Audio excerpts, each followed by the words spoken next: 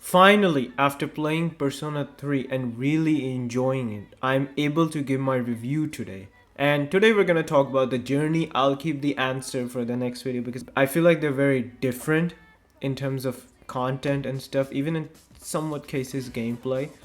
But in today's review, we're gonna divide it into 4 parts. The first part would be story. Now I'll try to minimize spoilers, but there are some spoilers involved. The second part would be social link. This is where I won't discuss any spoilers or try to avoid most of them because I feel like this is something that you guys should experience and this is something we need to be patient about it. So I can understand if like social links are something you try to keep off for a later date. The other thing I'm going to discuss in the third part is gameplay. This is very controversial among the community, but I'll try to keep it brief and precise and also give my honest thoughts on what I feel about the gameplay and what it represents. And finally, I'm going to give a score on the verdict side. If you have seen my community post, the score won't change. Maybe it changes during the making of this video, I don't know. But at the verdict, I'll give my score and we'll wrap it up. So let's start with the review of Persona 3 FES, The Journey.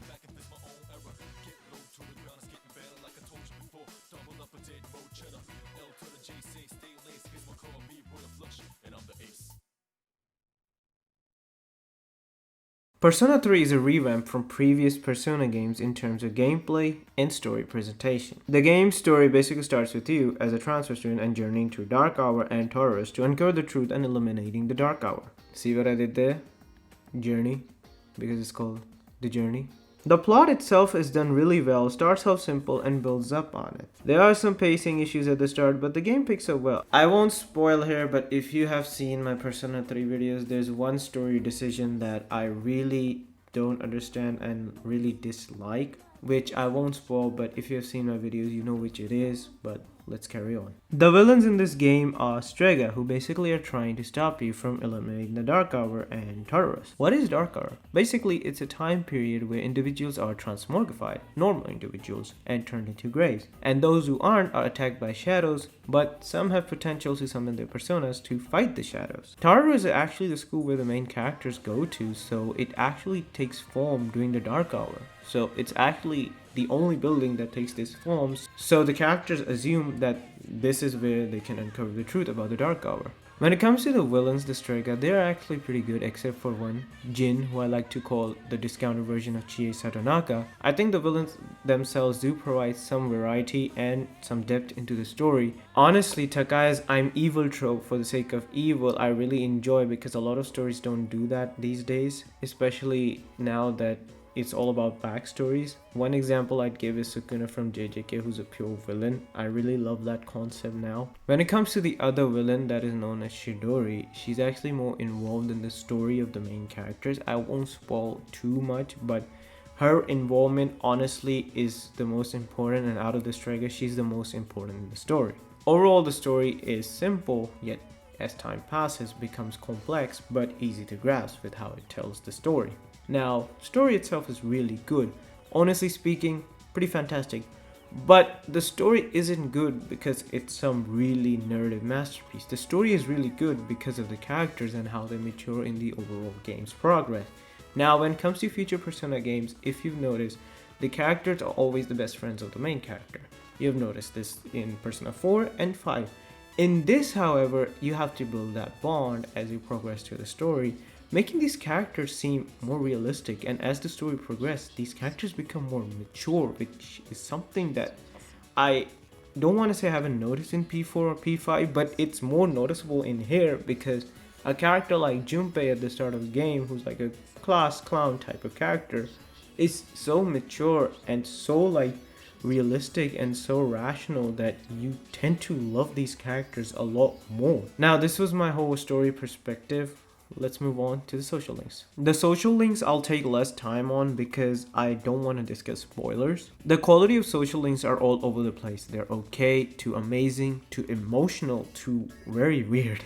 The social links actually help building your persona strengths and provide you with really strong personas and also broken ones. You also have Elizabeth Hangouts, which I also want to call social links. The only difference is that Elizabeth Hangouts are fully voiced. Now, compared to many other cutscenes in the game, I think Elizabeth Hangouts are the most visually appealing and interactive. I guess they came later on in the first version, so they really worked on it a lot. The social link mechanic is the same as in the future Persona game. You have an Arcana, you pick the persona of that Arcana to boost your social link faster, you pick the right answer, and if you don't pick the right answer, sometimes you hang out with them to boost the relationship, or sometimes you don't even boost it and just hang out with them naturally. The only difference that I've heard is that there's reverse jealousy and doubt aspect to it, but honestly speaking, I never got it, never experienced it, and it never bothered me, though I've seen people complain about it a lot. Gameplay. The most controversial Persona 3 topic. Now, when it comes to gameplay, I was actually avoiding to play Persona 3 because of it. However, I have to admit, your brother was wrong. The gameplay is actually pretty good. Basically, in the gameplay, you control the main character and give orders to the AI using the tactics menu. Honestly, I never felt that the AI was against me, except for Akihiko if I put him on heal or support. He's a fully support character, however the issues come when you have to decide what support you want to use.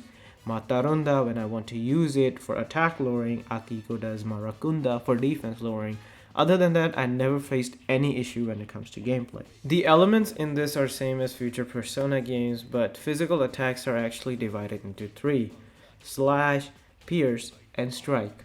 Honestly, this change in future Persona games I really like because I honestly never got them myself, like never understood them. But they are additions, but honestly, I'm not a fan. The game, however, in some aspects is better than Persona 4 and 5, and sorry if I'm comparing it to future games, but two things. Weapons are very unique in this, and one thing I'm sad that's not in future Persona games is duo Persona attacks. Basically, you keep two Personas in your party and they can do a duo attack.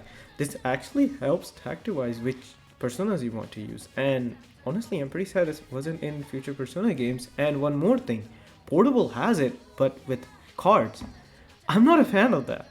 I want to strategize depending on, okay, I want to use, let's say, the Jack Brothers. Okay, I'll keep both Jack Brothers in my team, Pyro Jack and Jack Frost. This is what I really like, strategizing. Here, it's like you lose 2 slots, however, you get a powerful move. So it's actually strategizing what you want to do first. Overall, I have some minor nitpicks, but the gameplay is great. Some issues here and there, but I really enjoyed it and it never bothered me like many people say. Now it's time for the verdict. Now when it comes to my perspective of ranking games, I'm very, I want to say in some regards lenient, but I also have to put a point across. Now I do know that as a critic you have to cut points depending on what like you don't like or what you like. However, I feel like there are some things that ruin the fun and there are some things that are just hindrance you don't enjoy.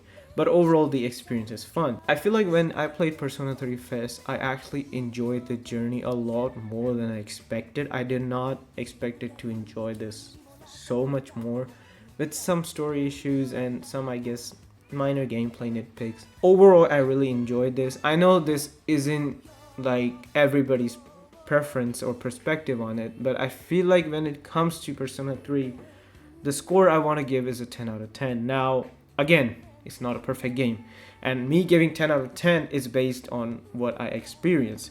Even if I have to down it, I would actually give it a 9 or a 9.5, but my overall, I guess you can say, even bias comes into it because of my experience. But tell me, what do you guys think in the comments below, and hope you enjoy this review of Persona 3 The Journey.